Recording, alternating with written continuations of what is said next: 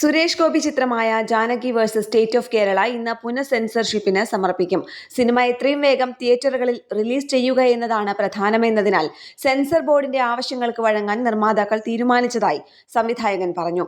സീതാദേവിയുടെ മറ്റൊരു പേരായ ജാനകിയുടെ പേര് നായികയ്ക്ക് നൽകിയതിന് സെൻസർ ബോർഡ് സർട്ടിഫിക്കറ്റ് നിഷേധിച്ചിരുന്നു. സെൻട്രൽ ബോർഡ് ഓഫ് ഫിലിം സർട്ടിഫിക്കേഷന്റെ ആവശ്യപ്രകാരം ചിത്രത്തിന്റെ നിർമ്മാതാക്കൾ വ്യാഴാഴ്ച പുനഃക്രമീകരിക്കാൻ തുടങ്ങി. കേന്ദ്രമന്ത്രി സുരേഷ് ഗോപി അഭിനയിച്ച ചിത്രത്തിന്റെ പരിഷ്കരിച്ച പതിപ്പ് ഇന്ന് പുനഃസെൻസർഷിപ്പിനായി സമർപ്പിക്കുമെന്ന് ചലച്ചിത്ര നിർമ്മാതാവ് പ്രവീൺ നാരായണൻ പറഞ്ഞു. 3 മിനിറ്റ് ദൈർഘ്യമുള്ള കോടതി സീക്വൻസിനിടെ ചില തവണ വരുന്ന ജാനകിയെക്കുറിച്ചുള്ള പരാമർശങ്ങൾ നിശബ്ദമാക്കി. ഇത് മതവികാരങ്ങളെ വ്രണപ്പെടുത്തുമെന്ന് CBFC വാദിച്ചിരുന്നു. ആവശ്യം യുക്തിരഹിതമാണെങ്കിലും ചിത്രം വേഗത്തിൽ റിലീസ് ചെയ്യുകയായിരുന്നു ഞങ്ങളുടെ ഉദ്ദേശം. അതിനാൽ അത് സിനിമയെ ബാധിക്കാത്ത വിധത്തിൽ മാറ്റങ്ങൾ വരുത്തി.